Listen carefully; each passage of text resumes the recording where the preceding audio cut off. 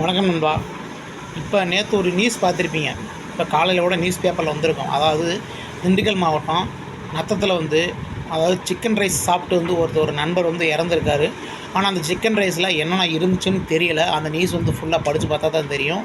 நீங்கள் இந்த மாதிரி உணவுகளை தவிர்த்தா நம்ம உடம்புக்கு ரொம்ப ரொம்ப நல்லதாக இருக்குங்க. இல்லை அப்படின்னா மேலும் மேலும் மேலும் நம்ம இழப்புகள் நம்ம அதிகரிச்சுட்டு தான் போகும். சிக்கன் ரைஸ் இந்த மாதிரி அதிகப்படியான உணவுகள் இந்த மாதிரி உணவுகளை சாப்பிட்றத தவிர்த்து விட்டு பழைய முறைக்கு மாறுங்க. கஞ்சி இந்த மாதிரி சின்ன சின்ன உணவுகளை சாப்பிட்டா கொஞ்சம் உடம்புக்கு ரொம்ப நல்லதுங்க. இது இந்த ஒரு இழப்பும் கூட கிடையாதுங்க. இதுக்கு முன்னாடி நிறைய பேர் ஒரு அப்பாவும் அம்மாவும் கூட இறந்துருக்காங்க. 2 பேர் ஃபேமிலியோடு இறந்துருக்காங்க.